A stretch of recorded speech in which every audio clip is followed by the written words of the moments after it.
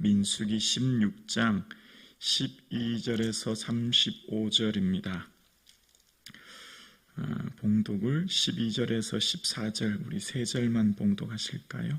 민수기 16장 12절에서 14절까지만 봉독하겠습니다. 함께요. 모세가 엘리압의 아들 다단과 아비람을 부르러 사람을 보냈더니 그들이 이르되 우리는 올라가지 않겠노라. 내가 우리를 적과 꿀이 흐르는 땅에서 이끌어내어 광야에서 죽이려 함이 어찌 작은 일이기에 오히려 스스로 우리 위에 왕이 되려 하느냐. 이뿐 아니라 내가 우리를 적과 꿀이 흐르는 땅으로 인도하여 드리지도 아니하고 밭도 포도원도 우리에게 기업으로 주지 아니하니 내가 이 사람들의 눈을 빼려느냐. 우리는 올라가지 아니하겠노라. 아멘. 예수님이 주시는 은혜와 기쁨이 충만한 이 하루 되기를 주님의 이름으로 축복합니다. 자나 깨나 예수님, 눈을 뜨나 감으나 예수님, 앉으나 서나 예수님, 먹든지 마시든지 예수님, 평생 예수님을 바라보는 우리의 삶 되기를 주님의 이름으로 축복합니다. 아멘. 고라 자손들이 이렇게 반역을 일으켰을 때 모세가 지난 시간에 너희가 왜 그걸 작은 일로 여기느냐 이렇게 얘기했거든요. 너무 귀한 일이었잖아요. 레위 지파가 하는 일이 너무너무 거룩하고 소중한 일인데 그 레위 지파는 자기들이 하고 있는 일을 작게 여겼다. 이제 그렇게 얘기합니다. 그러면서 이제 아론에 대해서 원망하면서 이제 제사장 직분을 구했다라고 얘기하는데, 여러분 이 제사장 직분이라고 하는 게 굉장히 다른 사람들이 볼 때는 지성소에 들어가고 제사의 직무를 행하니까 굉장히 특권처럼 보이지만, 그러나 여러분 제사장이라고 하는 것은 굉장한 의무가 있는 것 여러분 아시죠? 여러분 아론은 사실 큰 아픔이 있는 사람이었습니다. 왜냐하면 하나님이 아론을 택하시고 아론의 아들들을 통해서 제사장 직분을 감당하라고 하셨고 그건 하나님의 전적인 선택이었거든요. 근데 여러분 아론의 두 아들 나답과 아비후가 다른 불을 들이다가 그만 죽고 말아요. 이게 얼마나 큰 아픔이와 상처입니까?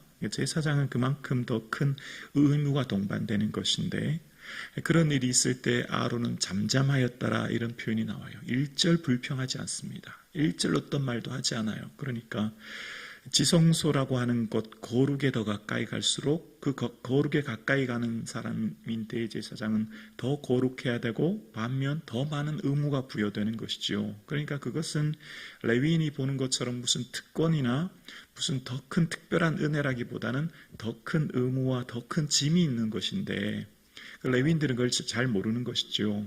사실 알고 보면 대제사장 아론에게는 큰 아픔과 그 눈물이 있었던 것을 봅니다. 그렇지 않습니까? 두 아들을 하루아침에 잃어버렸으니 그 아픔이 얼마나 큽니까? 그 속도 모르고 레위인들은 자꾸만 그들은 더 큰 제사장 직분을 요구한다는 것이 레위 지파들이 아직 그 대제사장의 직분가 얼마나 힘들다고 하는 것을 잘 모르지 않을까 생각합니다.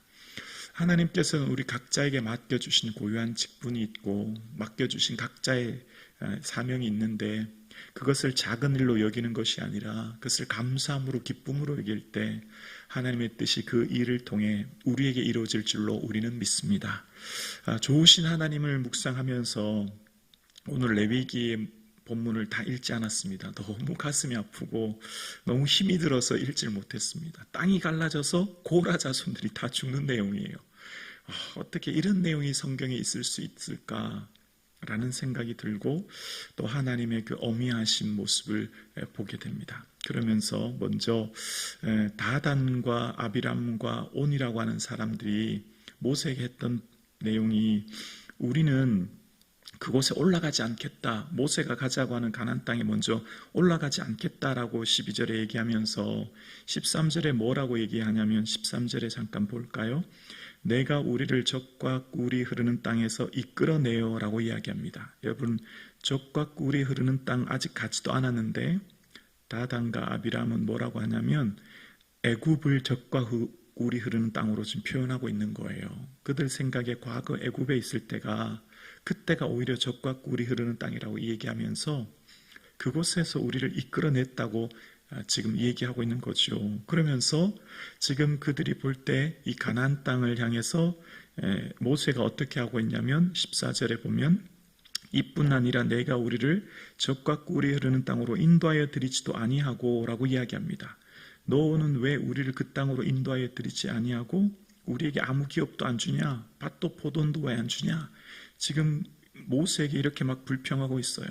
모세가 지금 그들에게 주지 않은 게 아니라 그들이 지금 거부하고 가지 않겠다고 얘기하고 지금 현재 이 고라와 함께 반역을 일으키는 상황 아닙니까? 그러면서 이 모든 잘못을 지금 모세에게 막 회피하는 내용이 나옵니다.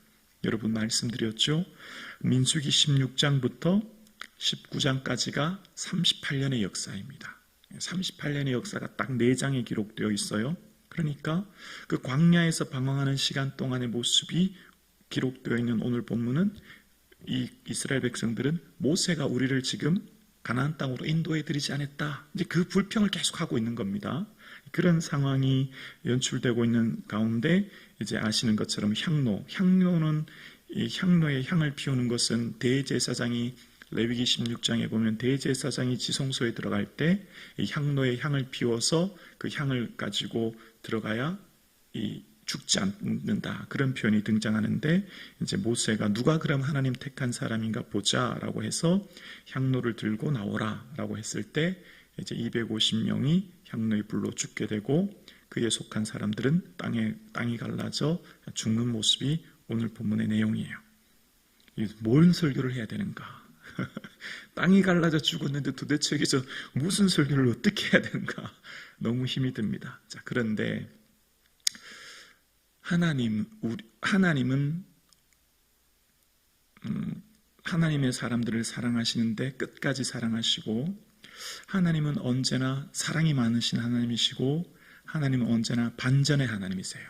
자, 오늘 본문에 등장하는 고라는 바로 나라고 생각하셔야 됩니다. 고라는 2000년 예전에 성경에 기록된 그냥 어떤 무리구나라고 생각하면 안 되고 성경 오늘 본문을 볼 때 고라 당의 무리는 나다. 내가 하나님 앞에 늘 불평하고 원망하고 반역했던 사람이다. 그렇게 생각하셔야 돼요.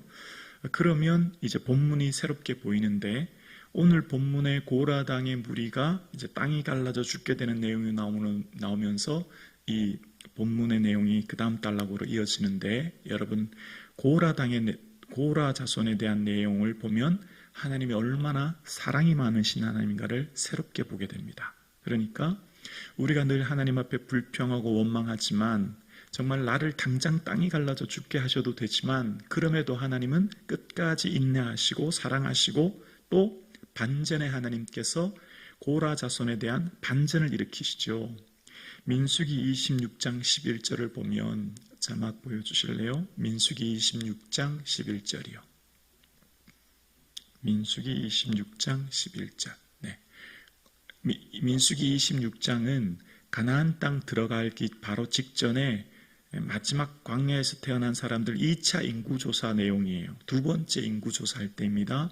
그때 뭐라고 하냐면 고라의 아들들은 죽지 아니하였더라 이런 내용이 나옵니다. 그러니까 고라의 아들들이 어쩌면 정확하게는 알 수 없어요. 거기에 어떤 고라의 자손들이 오늘 본문 이후에는 죽은 내용이 나오는데 그러나 전부는 죽지 않았다 이렇게 이해해야 되지 않을까 생각합니다.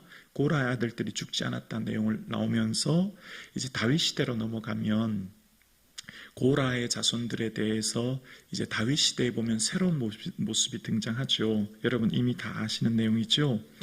역대상 6장 31절에 보면 이제 이런 내용이 나와요. 언약궤가 평안을 얻었을 때에 다윗이 여호와의 성전에서 찬송하는 직분을 맡긴 자들은 아래와 같았더라. 다윗은 찬양을 굉장히 중요하게 여겼거든요. 그래서 이제 그 언약궤가 있는 곳에서 찬송하는 직무를 맡긴 사람들에 대해서 이야기합니다. 그때 보면 38절에 보면 33절에 보면 직무를 행하는 자와 그의 아들들은 이러하니 그아스의 자손 중에 헤만은 찬송하는 자라. 그는 요엘의 아들이요. 헤만에 대해서 그 조상이 누군지를 쭉 소개하는 겁니다. 그 윗대 아버지 할아버지를 소개해요. 그는 요엘의 아들이요. 요엘은 사무엘의 아들이요. 쭉 그 계보를 타고 올라가는 겁니다. 그러면서 38절 볼까요? 6장 38절에 보면 쭉 그 조상에 대해서 소개하면서 고라는 이스라엘의 아들이요, 이스라엘은 그아스의 아들이요, 그아스는 레위의 아들이요, 레위는 이스라엘의 아들이라. 고라, 이스라엘, 조금 전에 읽었던, 지난 시간에 읽었던 고라의 아버지 이스라엘 나오지요. 그 고라가 레위 지파였는데 그 지파를 통해서 하나님께서 뭘 하게 하셨다고요? 다윗의 성전에 언약궤에 찬송하는 일을 맡겼다, 이런 내용이 나옵니다. 이 뒤에도 또 보면 나중에 역대상 9장 19장에도 보면 문지기의 일을, 성전의 문 출입구를 지키는 사람들을 이 고라 자손에 했다는 것을 기록하고 있어요. 그럼 뭘 말하려고 성경은 이렇게 기록할까요? 긍휼이 많으신 하나님께서 진노 중이라도 긍휼을 잊지 않으시고 그 백성을 사랑하시고 붙드시는 하나님, 우리가 비록 주님 앞에 범죄하고 실수하고 넘어질지라도, 그러나 예수 그리스도의 그 십자가 피와 그 은혜로 끝까지 우리를 사랑하시고 붙드시는 하나님, 그 예수 그리스도의 대속의 은혜로 인하여서 이미 우리는 그 십자가의 보혈로 우리의 모든 죄값을 치르시고, 우리가 범죄하고 실수하고 넘어질지라도 그럼에도 불구하고 나와 내 가정들을 붙드시는 하나님, 그 하나님을 바라보는 이 아침 되기를 주님의 이름으로 축원합니다. 좋으신 하나님은 끝까지 우리를 사랑하시고 함께 하시는 하나님인 것을 기억하여 그 하나님의 은혜 속에 내 삶 가운데 감사할 기도 제목, 영원토록 내 할 말 예수 그리스도, 그 예수 그리스도의 은혜, 예수 그리스도의 보혈, 그래서 내 평생 찬양할 제목이 우리 구주 예수 그리스도임을 기억하는 이 아침 되기를 주님의 이름으로 축원합니다.